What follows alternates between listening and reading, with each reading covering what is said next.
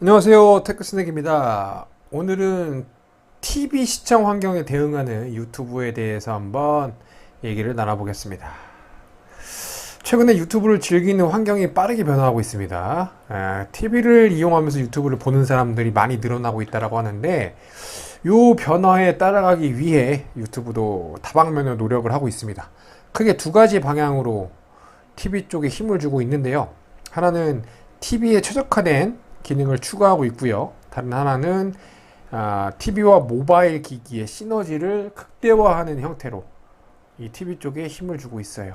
그 내용을 살펴보겠습니다. 먼저 TV에 최적화된 기능을 추가하는 방향성에서 보면 두 가지 광고 포맷을 추가했거든요. 첫 번째로 건너뛸 수 없는 30초 광고를 TV에 도입했습니다. 30초 이거 되게 길죠? 모바일 기기에서 광고가 30초나 나온다? 근데 건너뛸 수도 없어? 이거 너무 긴 거 같은데, 어찌됐건 요 30초 광고에는 광고주 친화적인, 그리고 광고주의 목적에 맞는 동영상에 광고를 노출을 시킨다고 하는데요. 이를테면 우리 브랜드나 이미지가 유사한 영상, 내가 그 운동화, 되게 애슬레틱한 운동화를 판매하는 브랜드라고 하면 그런 영상에 이제 우리 광고를 노출시켜준다든지, 아니면 좋아요나 조회수가 높은 영상에 노출을 시켜주는 것도 그 방법일 거고요.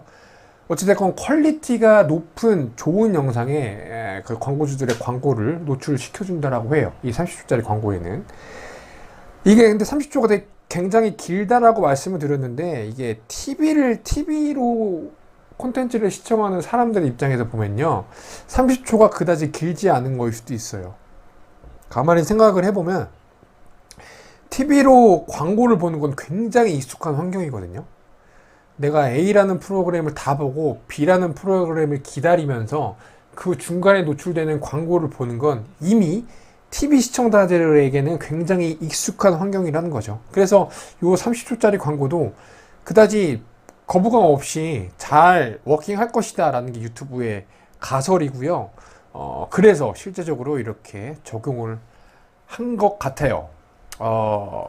또 다른 광고 포맷은 퍼즈 광고도 추가를 했거든요. 퍼즈는 화면을 멈췄을 때 노출되는 광고예요. 콘텐츠를 플레잉 하다가 잠깐 멈춰놨을 때 이렇게 노출되는 광고인데, 여기 QR코드를 삽입해가지고 QR코드를 스캔을 하면 해당 페이지로 이동을 해서 여러 가지 관련된 그 액티비티나 구매 행위를 완료할 수 있도록 지원하는 광고도 추가를 했습니다.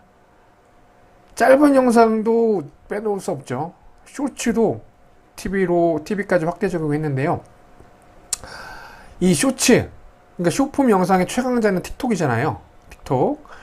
근데 유튜브가 자체적으로 판단하기에 이 TV 영역에서만큼은 자신들이 그 틱톡을 가볍게 무찌를 수 있을 것이라 이렇게 예상을 하고 있어요.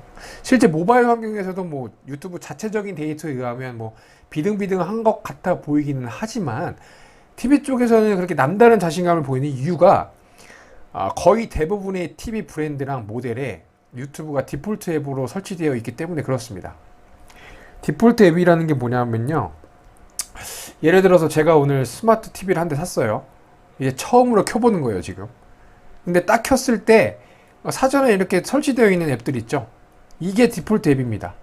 그 중에 하나가 유튜브로 이미 설치되어 있는 TV가 엄청나게 많다라는 게 그 유튜브의 어떤 자신감이고요.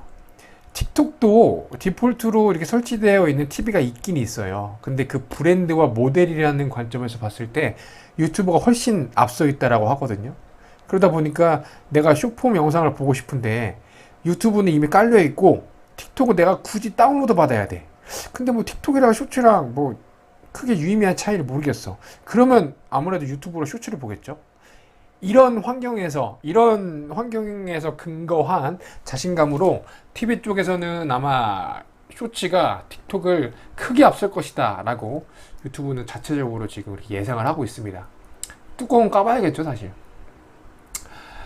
지금까지는 그 TV에 최적화된 기능을 추구하는 형태로 유튜브가 TV 쪽 비즈니스에 힘을 주는 그 사례를 봤다면, 이제는 TV와 모바일 기기의 시너지를 노리는 형태로 유튜브가 TV를 두드리는 모습을 한번 살펴볼게요.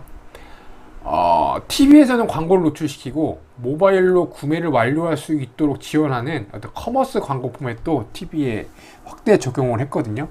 이게 뭐냐면 요 나오는 광고 있잖아요. 요 나오는 광고에 대한 정보를 내 스마트폰으로 문자로 보낼 수 있게 지원하는 광고 형태예요.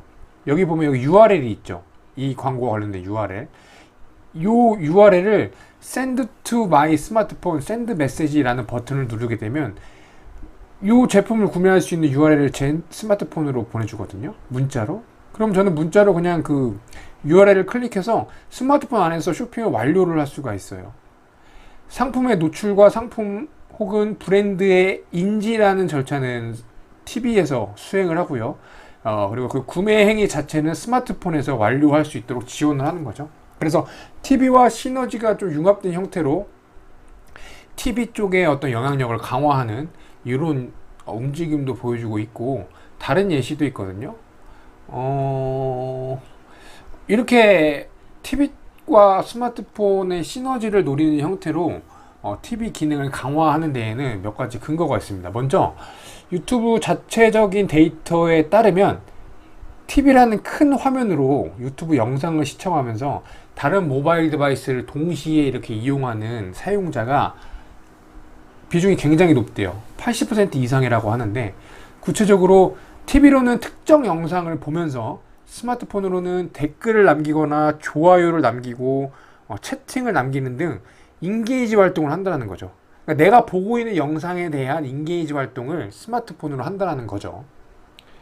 여기에서 주목해야 할 게 TV와 스마트폰의 역할이 각각 구분된다는 거예요. 그게 무슨 말이냐면, 영상은 TV에서만 봅니다. 내가 보고 싶은 영상은 TV로만 틀어놓고 그 영상과 관련된 인게이지 액티비티, 채팅 남기고 이모티콘 남기고 후원하고 좋아요 누르고 이런 액티비티는 스마트폰으로만 한다는 거예요. 영상 플레이라는 역할은 TV로 맡기고, 그리고 그 영상을 보면서 다른 사람과 즐기고 내가 그 크리에이터에게 나의 관심을 표현하는 이런 인게이지는 스마트폰에게, 인게이지의 역할을 스마트폰에게 맡기는 거죠. 예를 한번 들어볼게요. 제가 카타르 월드컵에서 메시의 활약 영상을 TV로 보고 있습니다. TV로 보면서 그 영상을 보는 전 세계 다른 시청자들과 막 채팅도 하고 싶고 같이 막 웃고 싶고 감정을 막 나누고 싶어요. 그런 인게이지 활동을 스마트폰으로만 하는 거예요. 이때 주의해야 될 점은 동일한 영상이 TV에서도 플레잉 되고 스마트폰에서도 플레잉 되는 게 아니에요. TV에서만 영상이 플레잉 되고요. 이렇게 영상에 대한 내 반응, 어떤 즐기는 인게이지 활동을 스마트폰으로 할 수 있는 거죠. 이거를 앞에 이미지를 보면서 좀 설명드리면 조금 더 쉬울 것 같은데, 이 영상을 보면요, 조금 이 영상은 지금 그 펫 관리와 관련된 영상이죠. 그래서 이제 시청자가 어떤 펫을 관리하고 펫 미용과 관련된 영상을 보고 계신 건데, 이 영상은 현재 TV라는 큰 화면에서만 플레잉 되고 있지만, 이 영상을 보는 시청자는 지금 스마트폰으로 이 영상에서 노출되는 펫 관리에 필요한 제품을 스마트폰으로 쇼핑을 할 수가 있습니다. 쇼핑이라는 인게이지 액티비티를 스마트폰으로 하고 있는 거고요. 영상 자체는 TV에서만 플레잉이 되고 있는 거죠. 여기에도 지금 영상이 플레잉이 되고 있는 게 아닙니다. 동시에 여기에는요, 이 문구가 굉장히 작긴 하지만 해당 영상은 지금 TV에서 플레잉이 되고 있어요 라는 문구가 나오면서 요 고정 화면, 고정 이미지만 노출이 되는 거고요. 여기에서만 영상이 계속 나오는 거예요. 그리고 이 쇼핑 목록도 유튜브 쇼핑 기능 보면 화면에 따라서 노출되는 쇼핑 목록이 다르게 설정을 할 수 있거든요. 그래서 여기에서 TV에서 플레잉 되는 화면에 따라서 여기에 노출되는 쇼핑 목록도 조금씩 상이하겠죠. 그렇게 TV와 스마트폰의 융합을 통해서 시너지를 이렇게 계속 확대하는 방향으로 TV 쪽 비즈니스를 이렇게 강화를 하고 있는 거예요. 그러면 도대체 왜 이렇게 TV 쪽에 힘을 주고 있는 것인가? 제가 서두에 TV로 유튜브를 즐기는 사람이 늘어나는 변화가 발생하고 있다고 말씀드렸는데, 그럼 그 변화가 어떻길래 이렇게 적극적으로 유튜버가 대응을 하고 있냐? 일단 더 많은 사람들이 영상 콘텐츠라는 큰 카테고리를 즐기는데 CTV 디바이스를 즐기고 있다고 합니다. 이게 인사이더 인텔리전스라는 어떤 데이터 회사의 분석 그래프인데요. CTV라는 게 스마트 TV, 그리고 엑스박스나 플레이스테이션처럼 게임 콘솔, 그리고 스트리밍 디바이스를 의미를 하거든요. 요 세 개 디바이스에서 영상 콘텐츠를 즐기는 사람들이 굉장히 빠르게 증가하고 있다 라는 게 인사이더 인텔리전스의 분석이고요. 이게 유튜브가 TV 쪽에 힘을 주는 하나의 근거이기도 해요. 올해 전체 유튜브 시청자 중에 TV로 유튜브를 즐기는 사람이 45%까지 증가할 것이라고 하거든요. 그러니까 저도 사실 처음에 이 데이터를 봤을 때 체감이 안 됐어요. 그 이유가 저는 스마트폰으로만 유튜브를 봐요. TV로는 거의 유튜브를 안 보거든요. 근데 TV로 유튜브를 즐기는 사람이 전체 유튜브 시청자의 거의 절반 가까이 성장할 예정이라고 하니까 이게 되게 체감이 되지가 않는 거죠. 근데 큰 화면에서 유튜브를 즐기고자 하는 사람들이 엄청나게 많대요. 그렇기 때문에 그 비중이 폭발적으로 계속 증가할 것으로 예측을 하고 있는 거고요. 그러다 보니까 TV 쪽에도 힘을 줘야 되는 거죠. 시청 형태가 이렇게 변화하고 있는데 그거를 그냥 목도하면서 모바일 쪽에만 힘을 주자니 그렇게 되면 나고 갈 가능성이 크겠죠. TV 쪽으로의 시청 형태가 쏠리면 그쪽으로 힘을 줘야 되는 게 맞습니다. 가장 핵심적인 이유는 그 사용자들의 시간을 점유해야 되거든요. 이런 엔터테인먼트나 아니면 거의 모든 서비스들이 그렇죠. 그 서비스들에게 핵심은 유저들의 시간을 확보하고 점유하는 게 중요할 거예요. 시간을 점유해야지 그 돈이 따라오니까요. 시간과 매출을 바꾸는 거잖아요.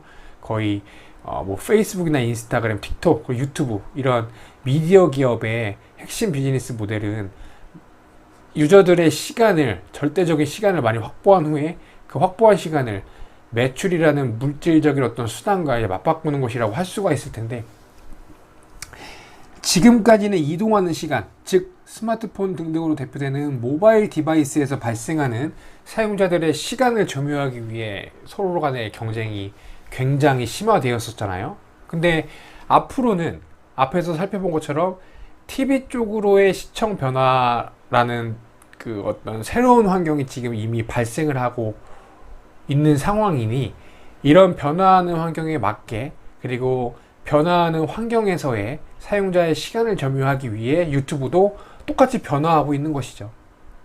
지금까지는 이동 간에 소비되는 시간을 확보하기 위해 경쟁하고 비즈니스를 강화해 왔다라면, 이제는 구체적으로 거실이라는 혹은 아니면 내 방이라는 공간에서 소비되는 사용자들의 시간을 확보하기 위해서 유튜브가 이렇게 만반의 준비를 하는 것 같습니다.